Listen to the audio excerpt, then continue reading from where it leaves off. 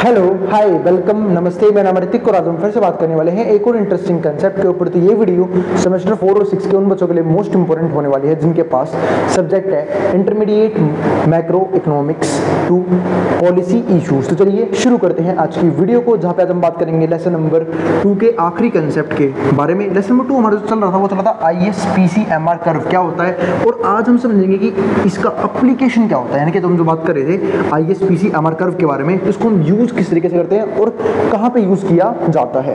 और इस complete series के नोट्स भी ऑलरेडी प्रिपेयर हो चुके हैं with important question answer PDF।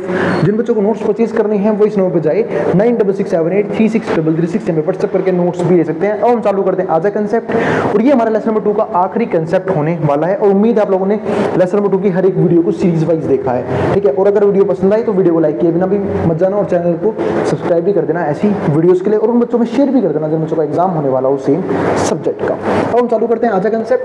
जो हमारा आज का कंसेप्ट है वो है एप्लीकेशन ऑफ ISPCMR मॉडल। पहले समझते हैं adjustment to a demand shock. हमने इस कंप्लीट वीडियो में सिर्फ एक एस्पेक्ट पे ध्यान दिया, वो क्या है, डिमांड शॉक। क्यों? क्योंकि जनरली डिमांड की वजह से ना इन्फ्लेशन क्रिएट होता है, और वो इन्फ्लेशन इकोनॉमिक सिचुएशंस के लिए क्या होता है, या फिर इकोनॉमी के लिए बहुत ही खतरनाक हो सकता है। तो उसको कंट्रोल किया जाना काफी इंपॉर्टेंट है। अब भैया डिफ्लेशन भी तो है, हम सिर्फ और सिर्फ हर एक वीडियो में इन्फ्लेशन की बात क्यों कर रहे हैं? क्योंकि जनरली इकोनॉमी में ना डिफ्लेशन बहुत कम देखने को मिलता है, इन्फ्लेशन ज्यादा देखने को मिलता है। तो यानी कि महंगाई जो है वो लगातार बढ़ती रहती है। कभी ने चीज सुना है कि लगातार चीजें हर एक साल कुछ चीजें सस्ती होती चली जाएगी? नहीं, चीजें महंगी ज्यादा होती हैं, सस्ते होने के चांस जो है वो बहुत कम आते हैं इकोनॉमी के अंदर। तो इसलिए जनरली है ना, हम सिर्फ इन्फ्लेशन नाम एक कंसेप्ट के ऊपर बात करते हैं। वैसे डिफ्लेशन भी होता है, लेकिन डिफ्लेशन की सिचुएशन इकोनॉमी में बहुत रेयरली देखने को मिलती है, लेकिन इन्फ्लेशन की सिचुएशन बार बार आकर होती रहती है। तो उससे कंट्रोल करने के लिए ही हमने इस मॉडल को बनाया था, क्योंकि इस मॉडल को यूज करके कहीं ना कहीं हम जो है इन्फ्लेशन या फिर डिमांड शॉक को कंट्रोल कर सकते हैं।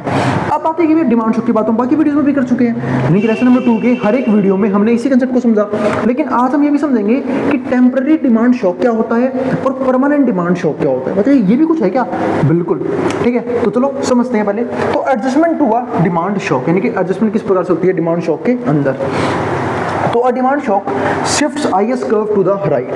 तो ये चीज ध्यान रखना कि जो डिमांड शॉक है वो IS कर्व को कहां ले जाता है, राइट की तरफ ले आता है। तो अगर मैं इसे एक क्वेश्चन पूछूं कि अगर मैं यहाँ पे लिखता a supply shock shift the IS curve, तो कहां पे जाता वो, लेफ्ट साइड, है ना।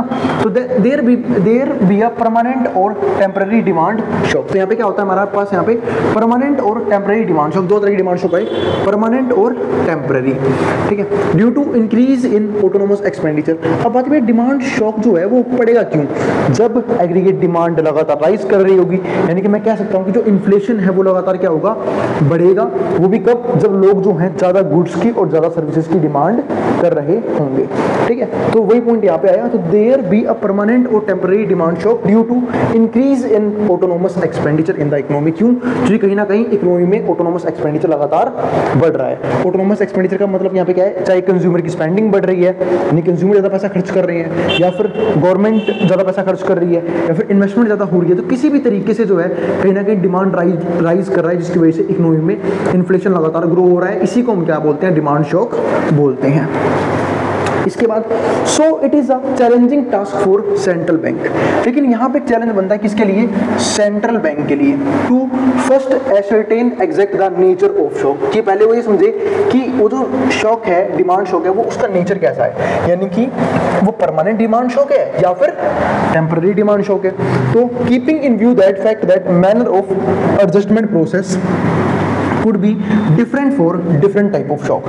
क्योंकि जो एडजस्टमेंट प्रोसेस है, जिसको हम क्या बोलते हैं जनरली, इंटरेस्ट रेट में चेंज, मॉनेटरी पॉलिसी का यूज करना, फिलिप्स कर्व को यूज करना, ठीक है, वो सब कब यूज करेंगे, जब हमें पता हो कि भाई जो डिमांड शॉक है वो परमानेंट डिमांड शॉक आया है या फिर टेम्पररी डिमांड शॉक आया है, ठीक है। तो वो पता करना बहुत जरूरी है, क्योंकि हम जो है हम मानते हैं हमारे पास इकोनॉमिकली टूल्स जो है काफी स्ट्रॉन्ग है, हमें टूल्स यूज करने भी आते हैं। लेकिन भाई टूल्स कब यूज करोगे, जब आपको बीमारी का सही पता होगा।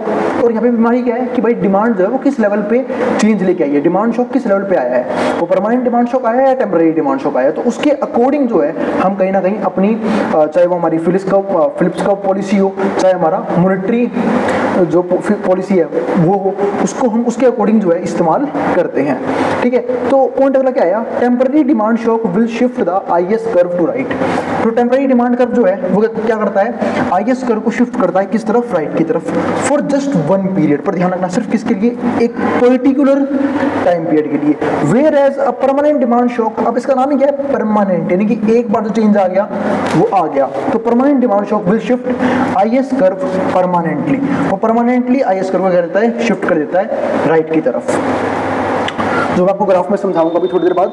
तो शॉक इज परमानेंट और टेम्परेरी, तो जो शॉक है वो परमानेंट भी हो सकता है और टेम्परेरी भी हो सकता है। In both cases there will be increase in both inflation beyond its target and output beyond the equilibrium level. यानी कि मैं कह सकता हूं कि दोनों केस में एक बात तो कॉमन है कि महंगाई बढ़ने वाली है, वो भी टारगेट से ज्यादा, यानी कि जो इन्फ्लेशन है वो कहीं ना कहीं अपने टारगेट को से ज्यादा बढ़ चुकी होगी, यानी कि बियॉन्ड हो जाएगी अपने टारगेट के, तो वो चीज है यहाँ पे। दूसरा जो आउटपुट है बियॉन्ड द इक्विलिब्रियम, जो आउटपुट है वो भी क्या हो जाएगा, इक्विलिब्रियम लेवल क्या कर जाएगा, क्रॉस कर जाएगा, यानी कि आउटपुट का लेवल जो है वो क्या हो चुका होगा, बढ़ चुका होगा। और हम जानते हैं कि भाई आउटपुट के लेवल में और इन्फ्लेशन में क्या होता है, डायरेक्ट रिलेशनशिप होता है, जो हम बाकी वीडियो में डिस्कस करके आए हैं कि जब आउटपुट का लेवल बढ़ता है इन्फ्लेशन का लेवल भी बढ़ता है, जब आउटपुट का लेवल कम होता है इन्फ्लेशन का लेवल भी कम होता है। इसका मैंने रीजन ये दिया था कि जब भी आउटपुट का लेवल बढ़ेगा इसका मतलब क्या है, कहीं ना कहीं इकोनॉमी के अंदर एम्प्लॉयमेंट जनरेट हो रही है, क्योंकि बिना एम्प्लॉयमेंट के लेवल को बढ़ाए हुए आउटपुट के लेवल में चेंज करना बहुत ही मुश्किल होता है। तो आउटपुट का लेवल बढ़ा यानी कि एम्प्लॉयमेंट का लेवल बढ़ा, यानी कि लोगों को जॉब मिली, लोगों के पास पैसा आया, अब लोगों के पास पैसा है, लोग डिमांड करेंगे तो इन्फ्लेशन क्रिएट होगा ही होगा। तो वही चीज यहाँ पे है, ठीक है, कि भाई जो हमारे पास inflation beyond its target and output beyond the equilibrium level and central bank will use MR curve. अब यहाँ पे सेंट्रल बैंक जो है वो एमआर यानी कि मॉनेटरी रूल कर्व यूज करता है टू ब्रिंग स्टेबिलिटी, ताकि स्टेबिलिटी लेके आ सके। अब स्टेबिलिटी किस चीज की, इकोनॉमी के अंदर प्राइस की, कि प्राइस जो है वो ज्यादा तेजी से राइज ना करें, प्राइस जो है वो क्या किए जा सके, कम किए जा सके। तो but the difference here lies the use of IS curve. तो डिफरेंस यहाँ पे क्या होता है कि हम जो है आईएस कर्व का यूज थोड़ा अलग तरीके से करते हैं फॉर एडजस्टिंग इंटरेस्ट रेट को एडजस्ट करने में and output corresponding to MR curve. यानी कि हम जो है कहीं ना कहीं आईएस कर्व को डिफरेंट तरीके से यूज करते हैं, एक तो इंटरेस्ट रेट को एडजस्ट करने में, दूसरा आउटपुट के लेवल को एडजस्ट करने में। अब यहाँ पे आते हैं दो केस फर्स्ट क्या आया, the case of temporary demand shock, कि अगर इकोनॉमी के अंदर सिर्फ और सिर्फ टेम्पररी डिमांड शॉक आया है तो उसको हम किस प्रकार से चेंज यहाँ पे कर सकते हैं। दूसरा case second, case of permanent demand shock, कि अगर परमानेंट डिमांड शॉक आया है तो उसको हम किस तरीके से ठीक कर सकते हैं। तो ये दो हमारे क्या है, मेजर प्रॉब्लम्स हैं, टेम्पररी डिमांड शॉक और परमानेंट डिमांड शॉक। अब चलते हैं वहां पे, पहला पॉइंट क्या है हमारे पास यहाँ पे, टेम्पररी डिमांड शॉक। अब पहले समझते हैं सिर्फ और सिर्फ टेम्पररी डिमांड शॉक को। अब टेम्पररी डिमांड शॉक में हमने एक बात तो करी थी क्या, कि जो आईएस कर्व है वो शिफ्ट जरूर करेगा राइट की तरफ, लेकिन just for a one period, सिर्फ एक पर्टिकुलर टाइम पीरियड के लिए, परमानेंटली शिफ्ट नहीं होगा। परमानेंटली शिफ्ट कहाँ होगा, परमानेंट डिमांड शॉक में। तो यहाँ पे आईएस कर्व देखो हमने ऐसे बनाया डॉटेड लाइन में, क्योंकि ये फिक्स नहीं है, ये वापस अपनी जगह पे आ सकता है। तो ये आईएस कर्व था पुराने वाला, ये नया आईएस कर्व है, ये हमारा आरओआई है। आरओआई दो चीजें होती हैं, ये आरओआई रेट ऑफ इंटरेस्ट है, मैंने रेट ऑफ इंटरेस्ट को सिंपल फॉर्म में लिखा है। जनरली जो आरओआई वर्ड है वो हम रिटर्न ऑन इन्वेस्टमेंट के बारे में ही बात करते हैं, तो ये रेट ऑफ इंटरेस्ट को दिखा रहा है, जो पहले 0 था, फिर R0 हुआ, फिर R2 हुआ, फिर R1 हुआ, इस तरीके से आप समझ सकते हो, ठीक है। और ये डिफरेंट हमारा क्या है, इनकम और आउटपुट का लेवल है। तो ये हमारे अलग पॉइंट्स हैं, ठीक है। ये रेट ऑफ इंटरेस्ट बढ़ रहा है, यहाँ पे बाकी चीजें बढ़ रही हैं, ठीक है। अब वही देखो, अब यहाँ पे देखो इस पॉइंट पे क्या दिखा रहा है, इन्फ्लेशन। इन्फ्लेशन लगातार जो है क्या हो रहा है, राइज कर रहा है। और जैसे इसे इन्फ्लेशन राइज कर रहा है, कहीं ना कहीं लोग जो इनकम है वो भी क्या हो रही है, राइज कर रही है। जब इन्फ्लेशन, अच्छा एक मिनट, जब इन्फ्लेशन ज्यादा था लोग की इनकम क्या थी, कम थी। इन्फ्लेशन यहाँ पे कम हो रहा है, ठीक है, ये Y2 पे आ गया, ठीक है, ये Y0 पे आ गया। ये दिखा रहा है लोगों की इनकम और आउटपुट का लेवल। और ये क्या है, जब भी पीसी कर्व एमआर कर्व को कट करता है उसके डिफरेंट पॉइंट्स ए बी और ई, और जो ई हमारा पॉइंट है वो हमारा पॉइंट क्या है, इक्विलिब्रियम का, ठीक है, जो बाद में शिफ्ट होता चला गया पहले बी की तरफ फिर ए की तरफ। अब समझते हैं, इन beginning economy at bliss point. Bliss point का मतलब क्या है कि इकोनॉमी बहुत मस्त तरीके से चल रही थी, इक्विलिब्रियम लेवल था इकोनॉमी के अंदर, लेकिन बाद में क्या हुआ, विद आउटपुट वाई नोट, जहां पे आउटपुट का लेवल जो है क्या है, वो वाई नोट जनरेट हो रहा है, इन्फ्लेशन टारगेट एज 2%, और इन्फ्लेशन कितना है 2%, मतलब इसको बोलते हैं नॉमिनल इन्फ्लेशन, जो हमेशा इकोनॉमी के अंदर रहेगा ही रहेगा। इन्फ्लेशन को बिल्कुल खत्म नहीं किया जा सकता, लेकिन इन्फ्लेशन को कंट्रोल करना काफी इंपॉर्टेंट होता है। इन्फ्लेशन तो हर साल बढ़ता है, लेकिन उसका लेवल इतना रखना चाहिए कि उसका जो इम्पैक्ट है वो इकोनॉमी पे कम से कम पड़े। अगर ज्यादा इन्फ्लेशन हो गया तो उसका इकोनॉमी पे नेगेटिव इंपैक्ट पड़ता है, इकोनॉमी खराब हो सकती है। तो वही चीज यहाँ पे है। तो in beginning economy at bliss point E with output Y not inflation target as 2%। In lower panel a temporary demand shock shift the IS curve to right IS dash. लेकिन क्या हुआ, तुरंत शिफ्ट आया, ठीक है, किसमें, आईएस कर्व में। अब आईएस कर्व शिफ्ट हो गया आईएस टू आईएस डैश की तरफ, ठीक है। As a result inflation increases to 4%। क्यों, क्योंकि इन्फ्लेशन बढ़ चुका है किस रेट से, 4% के रेट से। And output increases beyond equilibrium, वो जो आउटपुट का लेवल है वो इक्विलिब्रियम के कहां चला गया, बियॉन्ड चला गया, यानी कि आउटपुट का लेवल इक्विलिब्रियम से ज्यादा हो गया। एंड कहां पे चला गया, वाई डैश पे। Economy moves away from point ई। अब जो एमआर कर्व है उसके ऊपर देखा है तो इकोनॉमी ई से मूव कर चुकी है, पहले बी की तरफ फिर ए की तरफ। Economy moves away from point E on MR curve point F on PC 2% immediately. और जो इन्फ्लेशन है वो लगातार बढ़ रहा है, 2% से 2.5% हुआ, 2.5 से 3 हुआ, 3 से 4% हुआ। तो ऐसी सिचुएशन इकोनॉमी के लिए कभी भी अच्छी नहीं होती। अब बात ही भी है इसे कंट्रोल कैसे करें, इसके लिए सिंपल सा कंसेप्ट है, यूज करो आरओआई, यानी कि रेट ऑफ इंटरेस्ट। अब होता क्या है, इन्फ्लेशन बढ़ने का रीजन मैं काफी बता चुका हूं। इन्फ्लेशन बढ़ने का मेन रीजन ये होता है कि जब इकोनॉमी के अंदर लोग डिमांड ज्यादा करना शुरू कर दें।